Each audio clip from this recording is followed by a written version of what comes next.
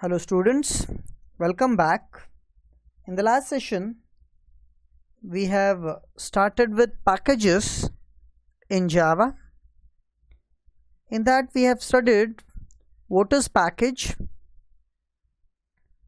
the benefits of packages,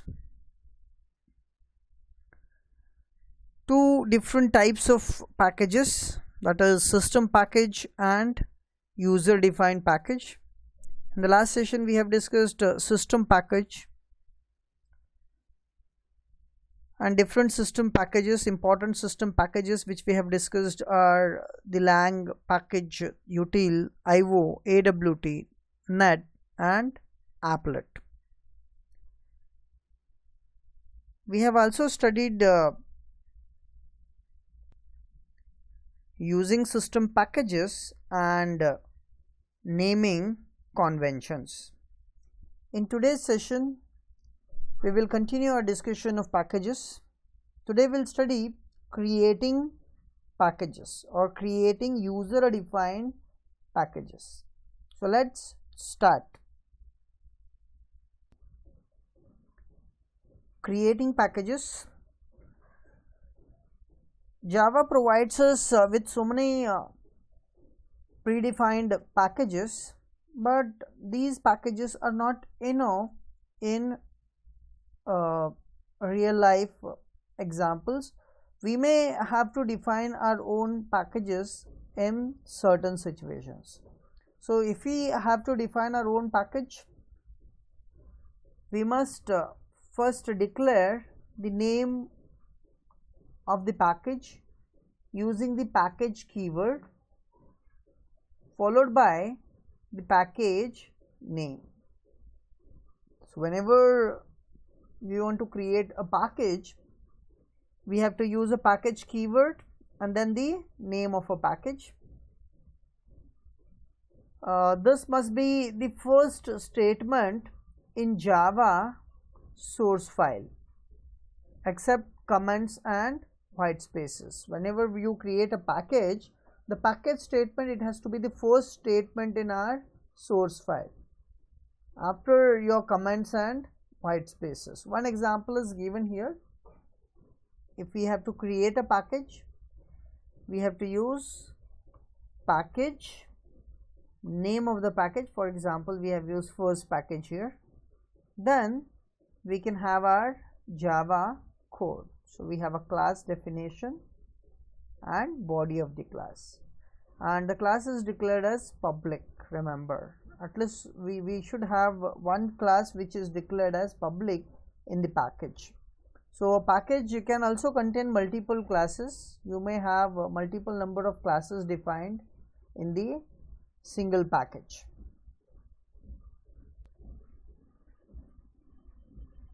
So let us recap creating our own package. It involves the following steps.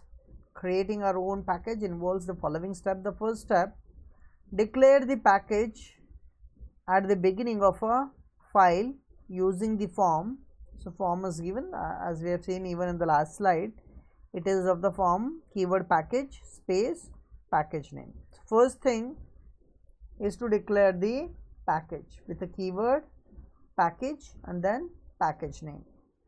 After that, the second step, define the class that is to be put in the package and declare it public.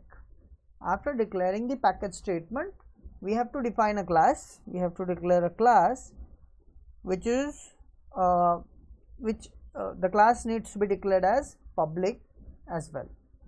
So that is the second thing. And third step, create a subdirectory under the directory where the main source file are stored. So the next step is to create a subdirectory. We have to create a folder under the directory where the main source file are stored. So we have to create a folder. And while creating a folder, we have to create a folder with a package name. Remember, whatever package name you give, with the same name we have to create a folder under the current directory. Then store the listing as classname.java file in the subdirectory created. Now we have to save our file with the name classname.java. As we save our regular program, in the same way we have to save even this package program in the folder which we have created in the last step. After saving the file, next is compile the file. So we have created a Java file. That file needs to be compiled. Now after compilation, as we know, it creates a file that is .class file, that is a bytecode file. A compiler always creates a bytecode file, and that has an extension .class in the subdirectory which we have created. One thing to remember, that case is significant, and therefore the subdirectory name must match the package name exactly. As I have said, we have to create a subdirectory with the name as a package name, but even that is case sensitive. You have to declare it as it is. However, you have declare the package name, in the same way you have to declare the subdirectory name. Okay, this is how we have to create a package. So these are some steps to create package. First, declare the package statement, then put the class and make it as public. Third, create a subdirectory in the main subdirectory under the current directory. Then store the file with the name classname.java in the subdirectory which is created. Next step is compile the file, which creates a .class file in the subdirectory. So these are the steps which you need to follow while creating packages. Okay, that is about creating a package. Now how packages are accessed? Next is accessing a package. We have created a package, we have stored a class inside a package, that is done. But suppose if I want to use that package in some of the programs, how I can use it? That is accessing the package. Accessing the package, it is same like we access the system packages. Like I import the IO package from Java package, like java.io, or I may import some other packages, like I may import util package java.util.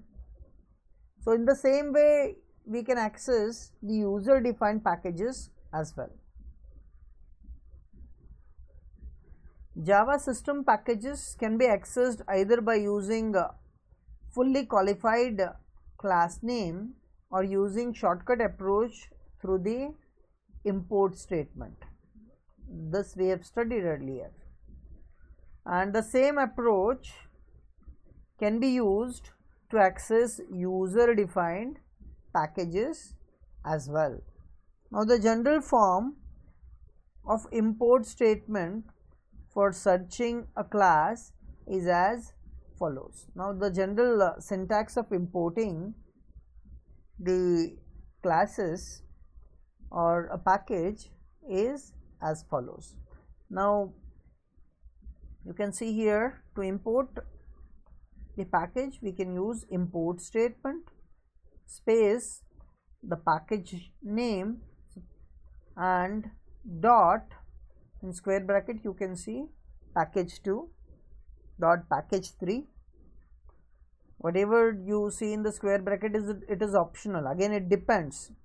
If you have package inside a package, you have sub packages, then you should declare package1 dot package2. Maybe if you have one more subdirectory inside that, then package3 and so on. And lastly, dot class name, the class which you want to import. So this is the syntax which you need to use to access the class which we have created in the package. In this the package 1 is the name of a top level package, package 2 is the name of the package that is inside the package 1, and so on.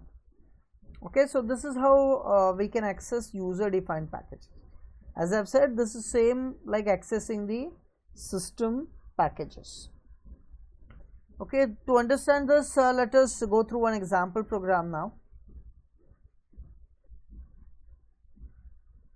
Okay, so here we are creating a program or writing a program to create package pack with addition class.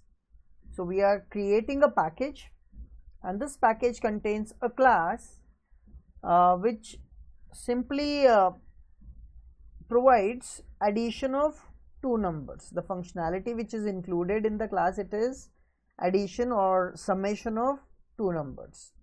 Okay, so how it is created, you can see while creating a package, the first statement itself, it is package declaration, package, then name of the package. Here it is pack. You can use any name, but related name is to be given for the package. So we have package pack, then we have defined a class inside the package, class addition. Again, this class has been declared as public, and inside the class addition we have declared variable d1 and d2, which are declared as double. Again, these variables are private, means these variable d1 and d2 are only accessed inside the class addition, not outside the class addition. Okay, then we have you can see it here, we have same name as a class, so this is our constructor. So we have a constructor, and this constructor takes two arguments, and those are assigned to variable d1 and d2. So whatever value it received in the constructor, those values are assigned to d1 and d2. Then we have a method, public void sum, and this method simply prints sum of two given numbers, that is d1 plus d2. It simply prints summation of two numbers, that is summation of two numbers d1 and d2.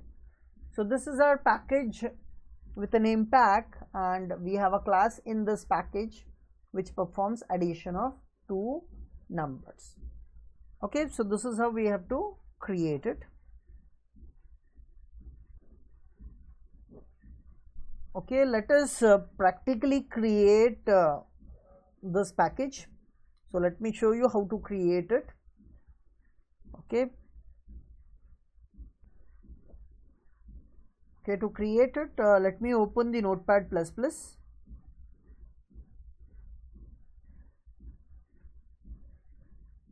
Okay, let us create a new file. I have already copied the package code. I'll just paste it here. So our package code, the name of the package is pack, and it contains the addition class. So we have to save it. So before saving this, there are certain other things which we need to do, that which we have studied here. So there are certain steps which needs to be followed. We have studied the steps like declare the package. At the beginning we have done this, we have declared a class, that is addition.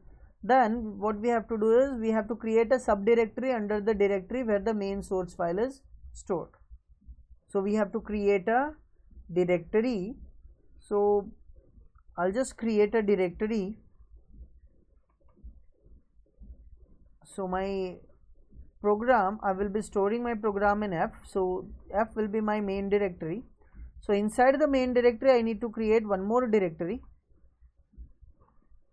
So I will be creating a folder here with a name same like my package name. So what is the package name in our program? Package name is pack.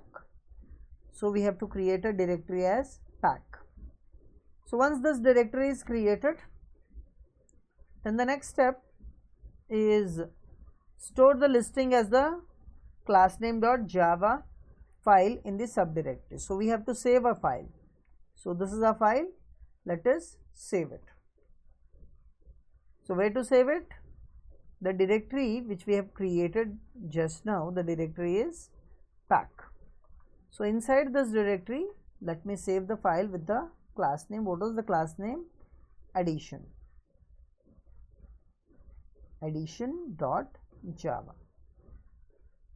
Okay, and save.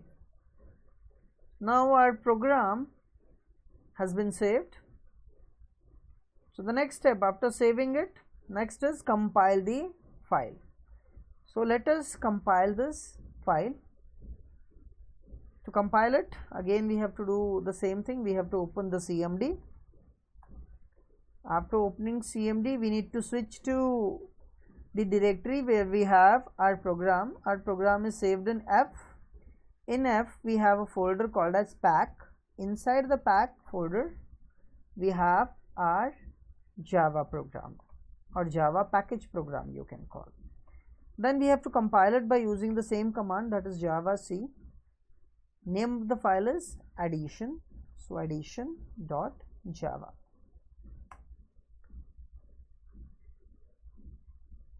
Okay, it is compiling the program. Let us wait.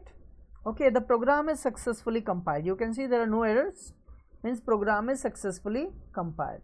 And as we know, when Java compiler compiles the program, it automatically creates a file, that is .class file with the name addition.class. Let me show you that file as well. So you can see here, this is our source file, and source file, when the compiler compiles, it creates a class file. You can see here class file addition.class. So this is our compiled file, or you can say intermediate file. And this file addition.class file, it is also called as byte file. This is machine independent file which can be executed on any machine. Okay, so this is done. The package is done. We have created our package with the name pack, and this contains the program, that is addition. It contains a class, that is addition class. Okay, after creating a package, the next step. So this is about creating a package. So we have done a program on creating a package, and we have compiled it as well. Now the next is how to use that package in other programs. So we will be writing one more program to demonstrate using the package which we have just recently created. So this is a program. So write a program to use the addition class of package pack. So the package pack contains an addition class that we will be using in our program. How to use it? To use addition class, first we need to import it. So how it is imported? You can see import the name of a package. Our package is pack dot the name of the class which we want to import, it is addition. Okay, so pack dot addition. Now we have imported addition class in our program. Next we have our class, the name is use, and in this class we have public static void main, the main method. Inside the main method, what we are doing, we are creating an object of addition class. And if you look at our program, we do not have addition class in the program, but we have imported addition class. You can see once we import the addition class, it is like declaring the class in the program itself. Whenever you import any class, it is like having that class in the program itself. So you can create an object of it. So we have created here addition ob1 is equals to new addition, and we are passing two values to it, 10 and 20. We have already seen the constructor of addition class. Let me show you again. I'll go back. This is our addition class. The constructor, it is taking two arguments a and b, and that is what we are passing there, and those arguments will be stored in d1 and d2. Okay, so we are passing here 10 and 20. This will be stored in d1 and d2. Then we are calling the sum method ob1 dot sum. When I say ob1 dot sum, this will call the sum method which is defined in the class addition, and what it does, it simply prints summation of d1 and d2, and when you execute it, you will get the summation of d1 and d2. So let me even create this file as well, and let me show you the output. Okay, let me open the notepad plus plus again. Okay, it is already open. So let me create a new file. Okay, I have already copied the program. So this is the program to use the addition class in the package pack which we have already created. Now, as I have explained, we need to import the addition class first. So import pack.addition. Okay, so let me save it. So where to save it? It has to be outside the package pack. Remember, you cannot save your program inside the pack. The pack only contains the classes which you include in the package pack. So this program needs to be saved outside. So this is our main directory. So in the main directory we need to save our program. So this program needs to be saved with a name. What is the class name here? The class name is use. So use.java, and we have a pack folder here. You can see it is outside the pack folder. I am saving it and save it. So that's it. Next step it is to compile. So let us compile it in the same way. Right now I am in pack folder, so I'll just come out of the pack folder, cd ... to come out of the pack folder, because our program it is outside the folder pack. So you can see I am right now outside the folder pack. So here I will be compiling my file javac. The file name is use.java. Okay, the file is compiled. So once the file is compiled, I can execute it. To execute it, we have a command, that is java space file name, that is use. And when I press enter, you can see it is giving us sum of two numbers is 30. So in this program we are sending 10 and 20 to addition class. Addition class is storing first those numbers 10 and 20 are stored in D1 and D2, and when I call the method sum, it simply displays summation of those D1 and D2, which is equals to 30. So this is how we can use a package, that is a user defined package. We have created our own package, that is with the name pack, and in that package we included one class. The class was addition, and then we have created a program which uses that addition class. So like this you can create any number of classes inside the package, and those classes can be reused in any other programs you want. So this, the main important advantage of using packages, it is reusability. You can organize your classes in different packages, and those classes can be reused in multiple other programs. So frequently used tasks can be included in the packages, and those frequently used tasks can be used in other programs. Okay, let's go back to the PPT. Okay, that's it in today's session. In today's session we have studied creating user defined packages. We have also seen an example program where we have first created a user defined package, then we have accessed the class which is defined in the package. Okay, we will stop here today. We will continue with packages even in the next session. I'll stop here. Thank you.